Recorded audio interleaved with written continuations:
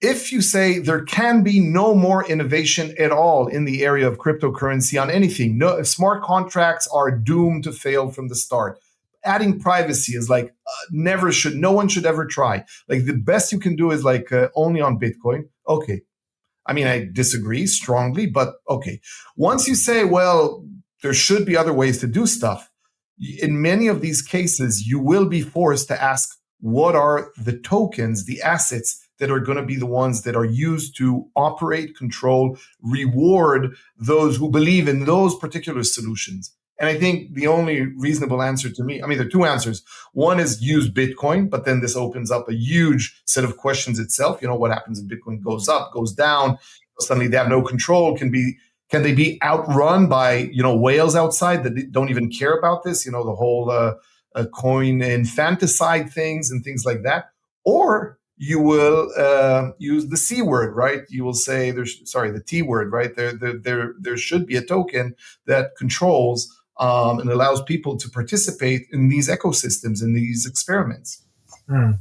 Well, one of the funny things about this conversation, right, is that a lot of people who are the harshest critics of some of these systems, like, have also tried to produce their own kind of like token protocols and things like that, right? So I look like at Peter Todd and Giacomo Zucco, just as like a random example, right? Like they're kind of touted as these big kind of Bitcoin maximalists, like very hostile to kind of new innovation coming to Bitcoin. But they have their own token standard, right, that they've tried to put out in the market. Obviously, this would be RGB, hasn't gotten the widespread adoption that maybe they would have wanted, or I don't know. I've tried to ask them. It's unclear if they even wanted to see it adopted.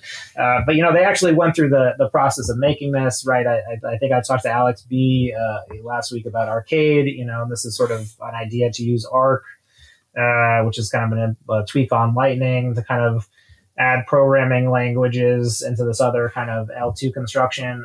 But maybe to back up a little bit, within Blockworks, I've had to kind of evangelize a little bit for the Bitcoin culture. And one of the things that I say is that, the Bitcoin maximalist view is generally that, we want to increase Bitcoin's utility as much as possible.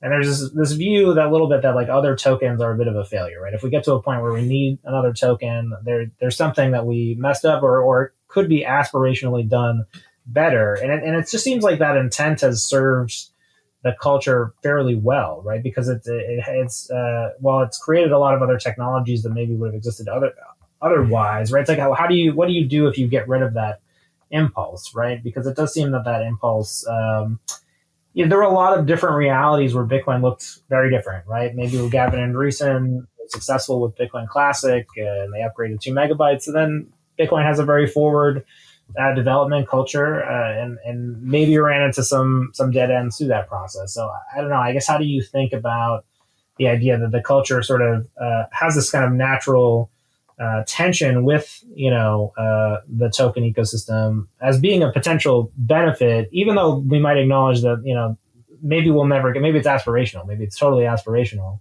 and some tokens have to exist. I think you're a historian, right, of Bitcoin. I happen to love history. I'm an avid reader of like history.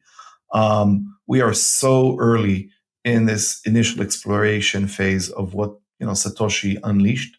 I have no doubt that it will be adopted, but mostly it will be adopted in ways that we right now cannot foresee, which is great. Again, paper money took a few centuries to be adopted. Just the notion of, paper money, not to mention ideas like fractional reserve banking. You can think it's good, it's bad, but I'm saying the exploration of humanity, right, on so many scales with these things it took centuries to reach where we are. And I think that exploration and experimentation are really, really necessary. And, I've met so many Bitcoiners, Ethereum folks, Solana folks. I know many of the founders of a lot of successful and less successful L1s. I talked to them.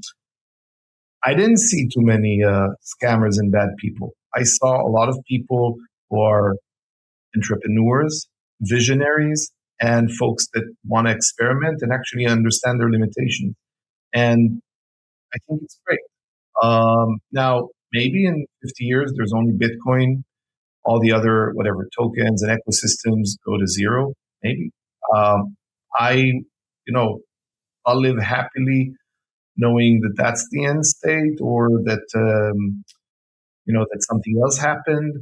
I'll add to that let's acknowledge crypto and Bitcoin don't really yet have global product market fit across a lot of domains. Most people in the world, there's the Google test, right, for what is something successful. It's like the toothbrush test. It's something that everyone uses once or twice a day because it gives them value, like a toothbrush.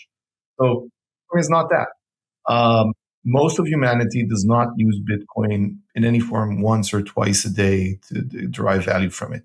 And to me, that means we are not yet. I mean, there's certain areas of PMF for the broad class of technologies, like maybe stables, Bitcoin just as an asset for some people. Again, I argue that most pension funds and just random people don't actually have any exposure yet to Bitcoin.